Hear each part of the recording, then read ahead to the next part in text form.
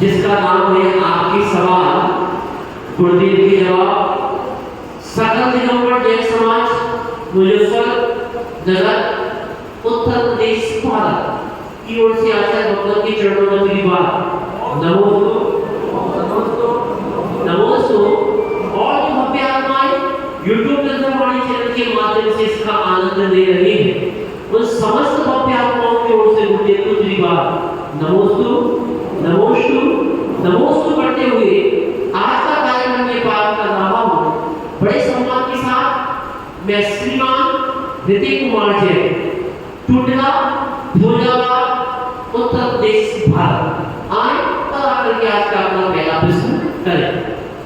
नमोस्तु महर्षि। महर्षि जैसे बैठे समय स्वाध्याय का मुख बंद था, उसी तरीके प्रश्न है कि श्रावक को अभी इस उम्र में अपने आप को बल दूं तो मुझे कौन सा ऐसे ग्रंथ का वाचन या स्वाध्याय करना चाहिए जो श्रावक के कर्म को कर दे।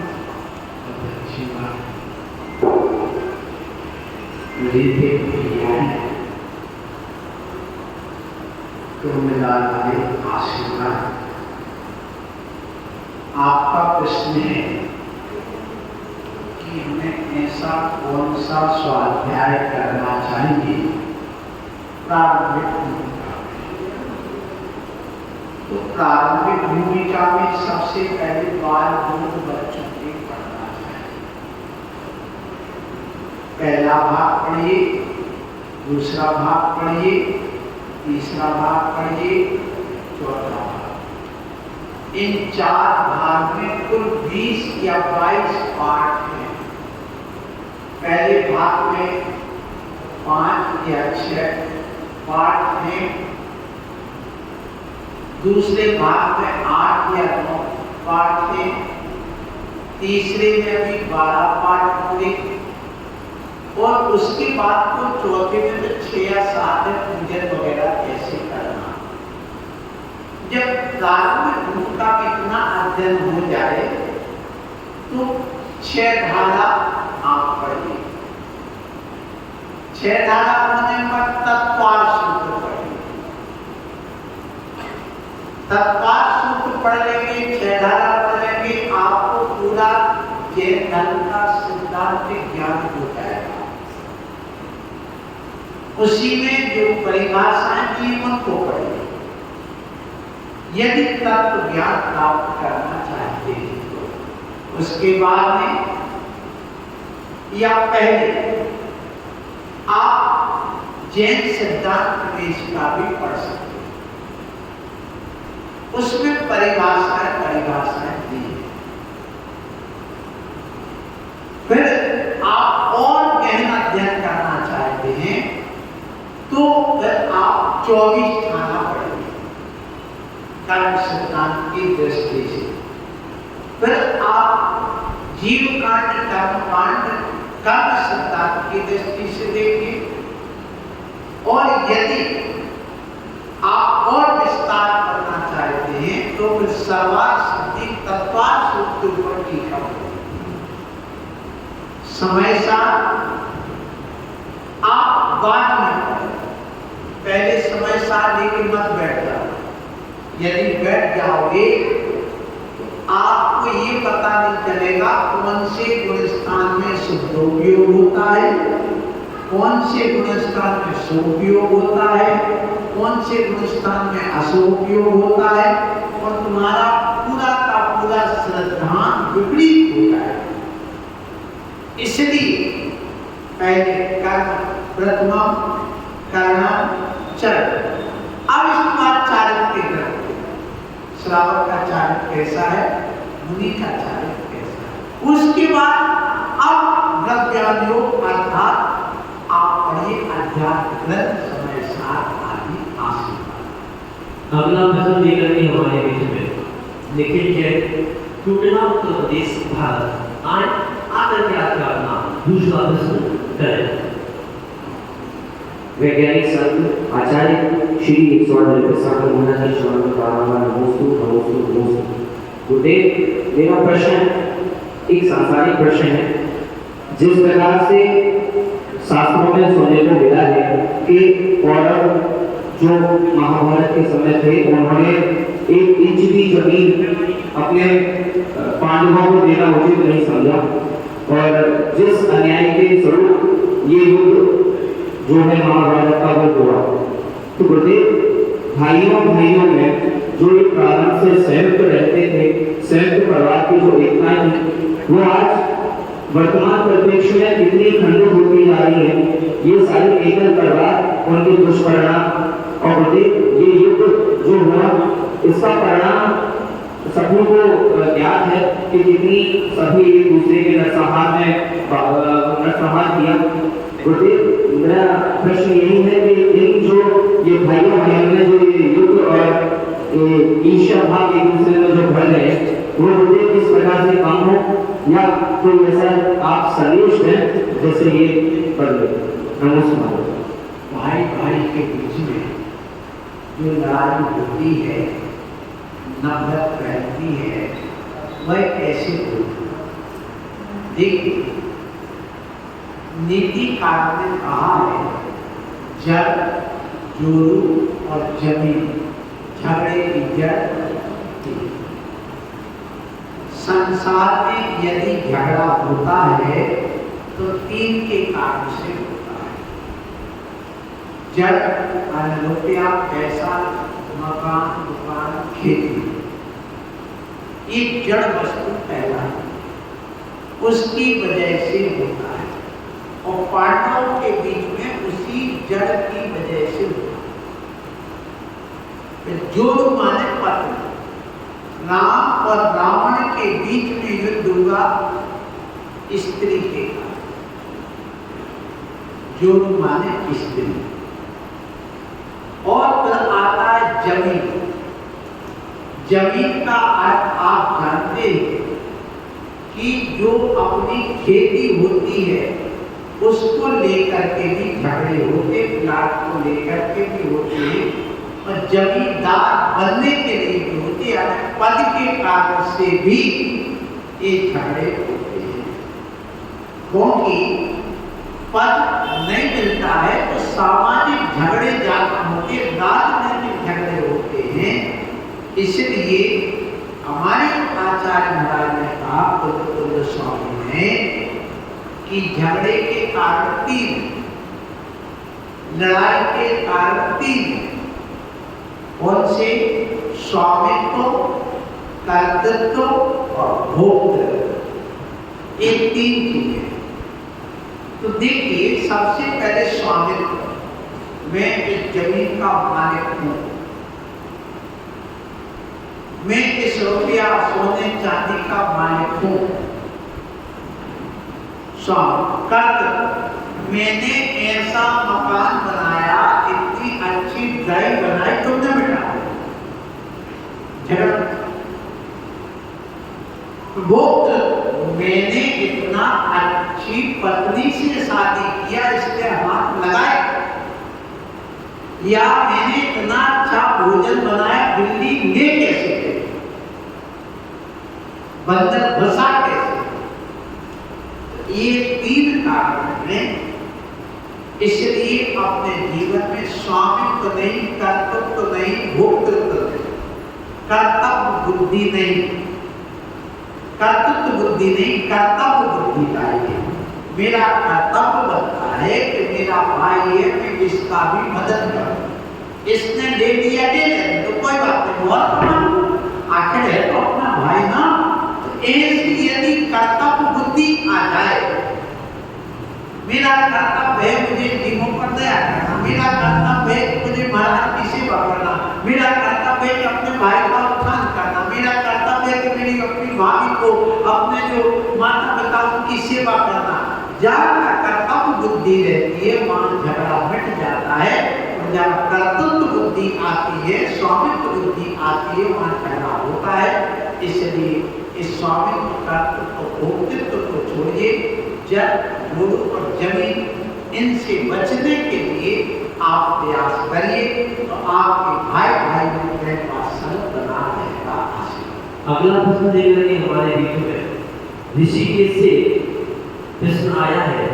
आजकल मंदिर के मालिक से सामग्री बनवाना अभिषेक का जल भरवाना क्या उचित है या अनुचित? मार्गदर्शन दीजिए। आजकल मंदिर के मालिक से मंदिर के मालिक से मंदिर है, उस व्यक्ति से सामग्री बनवाना या अभिषेक का जल भरवाना क्या उचित है? माली की दिखाया माली होगा। सुनिए, ऋषिकेश से प्रश्न आया होता है, द्रव्य सामग्री अपने हाथ से ही बनाना चाहिए, माली से नहीं बनाना। आहार का भी यही विधान है, सस्याति सर्वोदानम ये लिखा गया है। यदि आप माली से नौकर से बनवाते हैं भोजन या पूजन की सामग्री, तो भोक्ता वही बनेगा, तुम नहीं बनवाओगे। हमारे आचार्य ने स्पष्ट खुलासा किया है कि जो श्रावक दान देता है, पूजा करता है, उसके लिए भोग की सामग्री तो मिले, लेकिन अपने हाथ से नहीं देता, नौकर से दिलवाता है, तो वह भोग नहीं पाएगा। घर में शक्कर भरी रहेगी, काजू किशमिश पिस्ता भरे रहेंगे, घी के टीन भरे रहेंगे, लेकिन उसको कोलेस्ट्रॉल और शुगर बढ़ जाएगी। आप घर में टीन भरे घी के कोलेस्ट्रॉल वाला आप घी पूरी वगैरह खा सकता है? कौन खाएगा? क्योंकि तुमने नौकर से किया, आपने पैसा दिया, तो सिर्फ में पुण्य दान भोग सामग्री, तो दान देने से भोग सामग्री तो मिल जाएगी, लेकिन अपने हाथ से नहीं देने से, नौकर या माली से करवाने से उसका भोक्ता वह बन जाएगा। तुम्हें शक्कर मीठा सब रखा, काजू किशमिश ड्राई फ्रूट सब रखे, लेकिन खा नहीं पाओगे, क्योंकि वहाँ शुगर हो जाएगी, हार्ट बढ़ जाएगा। इसलिए अपने हाथ से ही करना चाहिए। ये विवेकपूर्वक होगा, धर्म ध्यान होगा और अच्छा कहलाने का आशा। अगला प्रश्न लेकर के हमारे बीच में सुनील जी सिंघई, मडावा, उत्तर प्रदेश, भारत। उनका प्रश्न ये है, कर्म का अर्थ क्या? उनकी अवस्थाओं का कर्म का अर्थ या क्या उनकी अवस्थाओं का संक्षेप में अर्थ को समझाएं? अच्छा, आपका प्रश्न है। सुनील सिंघई मडावा उत्तर प्रदेश में आता है, जौनपुर जिले में। वहां से प्रश्न है कि कर्म की अवस्थाएं कितनी? तो कर्म की 10 अवस्थाएं होती हैं। कितनी? 10। कौन सी? देखिए, एक तो बंध, दूसरा उदय, तीसरा सत, तीसरा यानी चौथा अपकर्ष, पांचवा उत्कर्ष, छठवां उद्वेदना और उदीना, सातवां। फिर इसके बाद निधत्ति, निकाचन, और एक पद रह गया संकरण। ऐसे कर्म की 10 अवस्थाएं होती है। इसको 10 करण भी कहते हैं। तो ये कर्म जो बनते हैं, सुनिए, इसको उन्होंने कहा समझाइए 10। तो सुनो, हम सब संसारिक प्राणी हैं, हमारे पास इंद्रियां हैं। ये इंद्रियां विषय को ग्रहण करने का भाव करती हैं। जैसे रसना इंद्री अच्छा खाने का भाव किया, तो जब भाव करते हैं तो कर्म हमारे आश्रव को प्राप्त होते हैं। तो कर्म आश्रव को प्राप्त होते हैं, तो जब आश्रव होगा तो बंद होगा। तो कर्म का जीव आत्मा के प्रदेशों के साथ में दूध पानी की तरह संसर्ग संबंध होना ये बंद कर, ये बंद कर। इसी प्रकार बंद हो जाएगा तो वो सत्ता में जमा हो गया, वो सत्य हो गया। फिर कुछ समय अपनी आगाधा कार्य पूरी करने के बाद उदय में आ जाता है, उदय करना हो गया। अब हमने समय के पहले उन कर्म को जो कर्म बंधेंगे उन समय के पहले ही हमने उसको उदय में डाला। जैसे कि हम यहाँ बैठे हैं और ऑक्सीजन कम हो गई, बंद कर दिया पूरे कमरे टाइट, तो हमारी आयु कर्म का उदय ना हुई और हमारे प्राण निकल गए। ये क्या होगा? समय के पहले ये कहलाता है उदीर्ण। उदीर्ण करते कर्म के पहले मन समय से पहले जिन कर्मों का अभी समय नहीं आया उदय में, उसके पहले उदय में ले आना ये कहलाता उदीर्ण। निधत्ति निकातित, जिनका कर्म का फल हमें भोगना ही पड़ता है, फल दे करके जो जाते हैं वो निधत्ति निकातित। अब सुनिए, संक्रमण, संक्रमण कहलाता है एक कर्म को दूसरे कर्म में परिवर्तित करते हैं। जैसे एक पुरुष है, उसने अपना लिंग भेद करा लिया, तो वो पुरुष लिंग से क्या हो गया? स्त्री लिंग बन गया। परिणाम उसके बदल में स्त्री का हाव भाव करने लगा, तो ये संक्रमण करा, माने एक कर्म का दूसरे कर्म रूप में परिवर्तन करा देना, ये भी संभव है। और ये उत्तर प्रकृतियों में होता, मूल प्रकृतियों में नहीं होता है। ऐसे 10 कर्म होते हैं। आशीर्वाद। अगला प्रश्न लेकर के हमारे बीच में श्रीमान हर्ष कुमार जी जैन उपस्थित हो, आकर के आपका अगला प्रश्न करें। इसके बाद तैयार है श्रीमान राजेश्वर कुमार जी जैन अगले प्रश्न के रूप में। अभी हर्ष जी अपना प्रश्न कर रही है। गुरुवर के चरणों में आगे इधर आ गया। गुरुवर के चरणों में बारंबार महाराज जी, मेरी संख्या ये है, शंका है बस बंद है वो चालू है। हाँ, पहले चालू हो गया, हो गया, हो गया, हो गया, हो गया, हो गया, हो गया।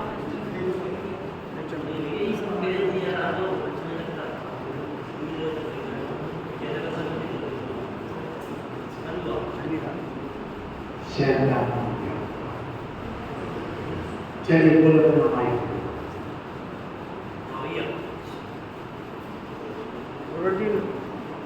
बार नमस्ते नमस्ते नमस्ते।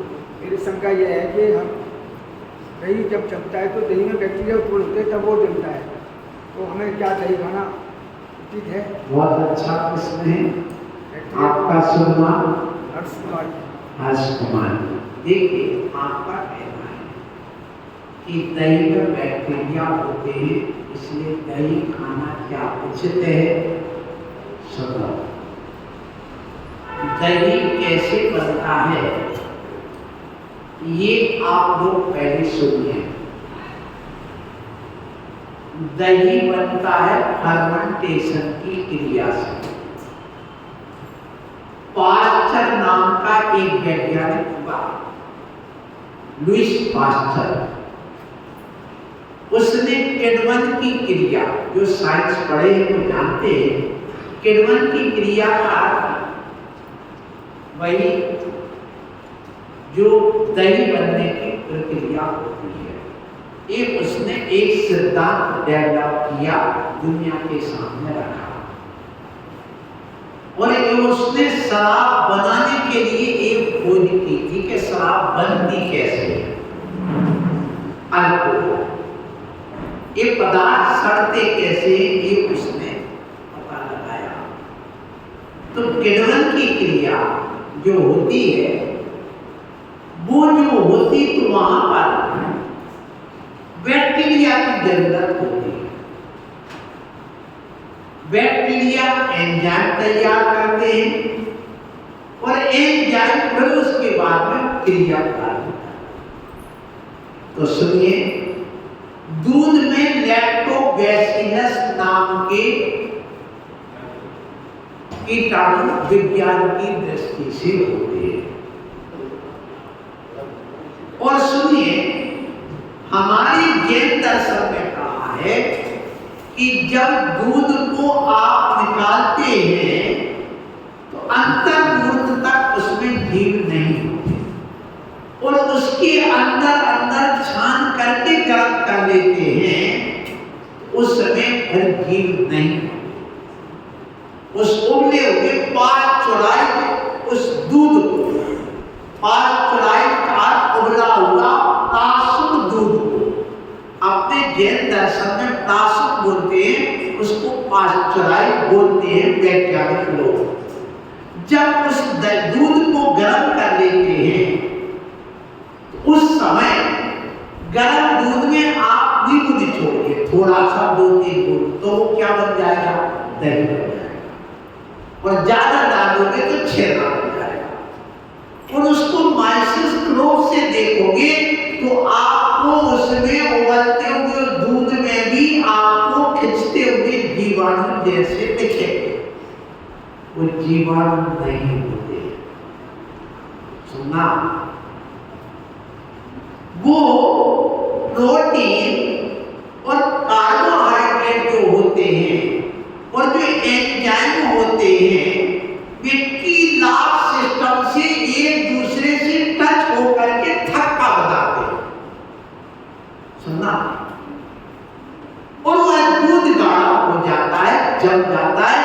जैसे कि एक टेस्ट ट्यूब लीजिए, परख नली, उसमें आप लाइम वाटर अर्थात चूने का पानी डालिए और चूने के पानी में मुख से फूंकिए तो वह दही जैसा बन जाता है गाढ़ा, उसमें कोई जीव नहीं। तो सुनिए, दूध से दही बनाया जाता 2 प्रकार से। एक दही वो है जिस दही में पहले से दही पड़ा हुआ है, बैक्टीरिया पड़े हुए हैं, उन बैक्टीरिया से एंजाइम तैयार करेंगे और एंजाइम से पर दही जमेगा। ध्यान रखना, किण्वन की क्रिया कभी बैक्टीरिया से नहीं होती, लिख के रख लो। जब भी दही बनने की क्रिया होगी तो एंजाइम से होती, और एंजाइम प्रोटीन की तरह एक निर्जीव तत्व है। इसलिए जो दही से दही बनाया जाता है वह दही खाने योग्य नहीं होता, उसमें जीव होते हैं।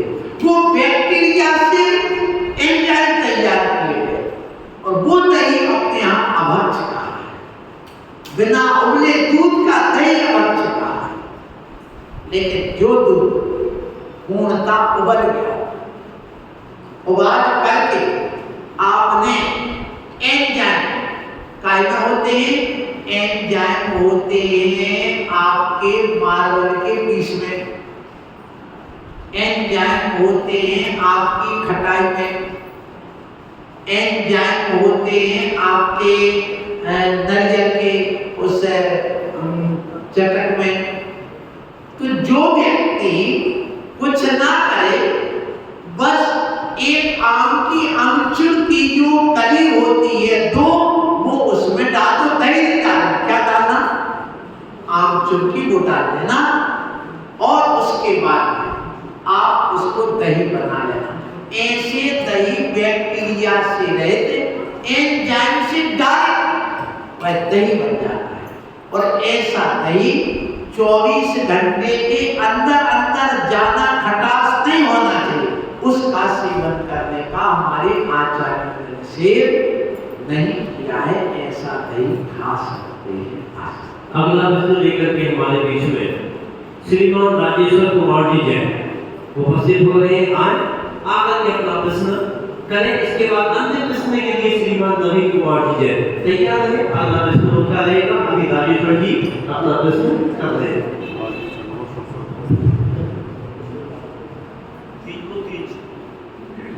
नमः शत नमस्कार शत बार नमस्कार। हाँ आशीर्वाद। महाराज जी मेरी जिज्ञासा ये है कि जो अकृत्रिम दिन चैताले होते हैं जैसे नंदीश्वर जी या पंचमेर हो गए या और भी, उनमें 108 मूर्तियाँ होती हैं, 500 धनुष की मूर्तियाँ होती हैं, तो वो अनंत भगवान की होती है कि शंकर की होती है? बहुत अच्छा प्रश्न है। देखिए बिना माइक के बोला आप तक आवाज नहीं पहुंची होगी। मैं आपसे कहूँ, आपका प्रश्न है कि नंदीश्वर द्वीप में 500 धनुष की प्रतिमाएं होती हैं, वे प्रतिमाएं तीर्थंकर की होती है, अरहंत की होती है? तो वो प्रतिमा अरहंत की ही होती है। किसकी होती? अरहंत। उस तीर्थंकर की प्रतिमा नहीं, क्योंकि तीर्थंकर हमेशा बदलते रहते हैं और अरहंत हमेशा प्रवाहमान बने रहते हैं। अरहंत में तीर्थंकर गर्भित हो जाते हैं, लेकिन तीर्थंकरों में सभी अरहंत गर्भित नहीं होते, क्योंकि सुनिए अरहंत 7 प्रकार के होते हैं। कौन से होते हैं? जिनको अपन केवली भगवान कहते हैं, अरहंत कहो या केवली कहो।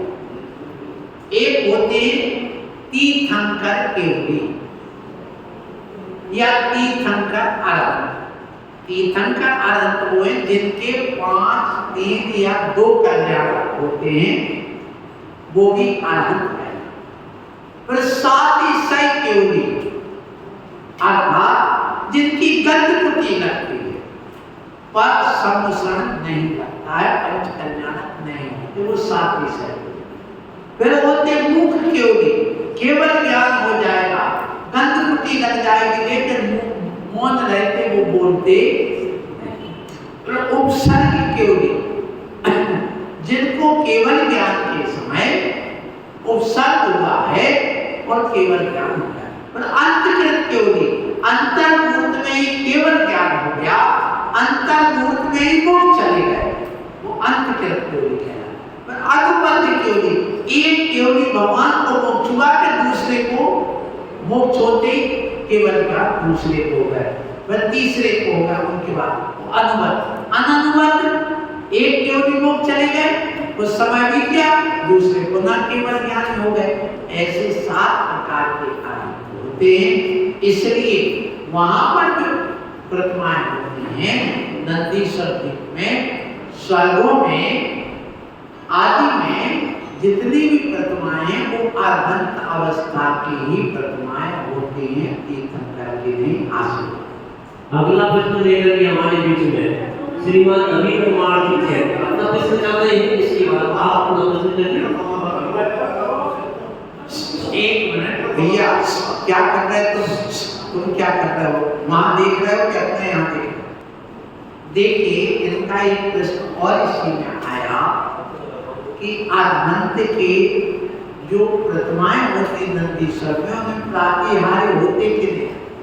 जितने भी अरहंत होते हैं वो नियम से अष्ट प्रातिहार्य सहित ही होते हैं। ये नियम है, उनके छत्र चमन भावंडन आदि सब होंगे। आशीर्वाद। अंतिम प्रश्न लेकर के हमारे बीच में श्रीमान नवीन कुमार जी है, उपस्थित हो रहे हैं, आए अपना अंतिम प्रश्न करें। आज मेरा प्रश्न है, जो निगदित वांछित कर्म बंध को प्राप्त होते हैं वो किस कर्म की वजह से होते हैं और उससे बचने का क्या लाभ है? निदत्ति निकाचित कर्म का बंध कैसे होता है और उससे बचने का उपाय क्या है? तो निदत्ति निकाचित कर्म देव शास्त्र गुरु पर अवर्णवाद करने से जब कोई जीव, अरे काय के बने होते पंचम काल में सब द्रव्य की अवर्णवाद लगा, किसके ऊपर? काय के आधार खाने को दे देंगे, सब भ्रष्ट होते, मत जाओ वहां पूजा करने, नमस्कार करने। क्यों जाते हो? ये अवर्णवाद प्रतिबंध लगा दिया, अंतराय डाल दिया। वहां नहीं जाना, मैं कह रहा हूं ना।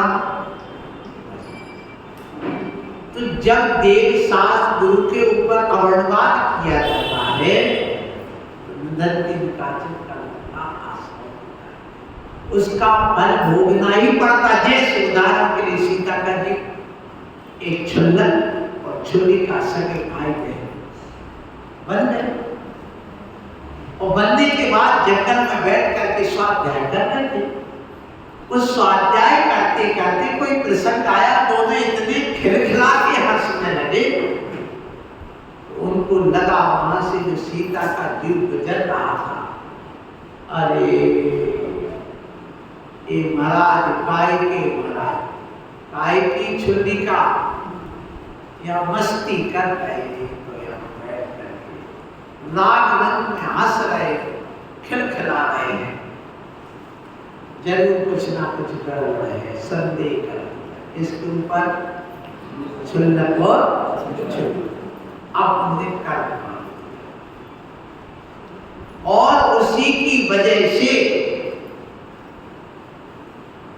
जो जो उन्होंने अवर्णवाद बदनाम किया उन छुल्लक छुल्लिका को, तो रावण के पास जाकर के हरण हुआ और उसके बाद में बदनामी सुनना पड़ी, बदनाम हुआ, कलंकित था कि रावण के यहाँ लेकर के वो शुद्ध रह गई होगी क्या, और फिर उसके बाद अग्नि परीक्षा देना, उसका फल भोगना पड़ा। इसलिए अवर्णवाद से बचो। आज का कार्यक्रम यही पर समाप्त हो रहा है।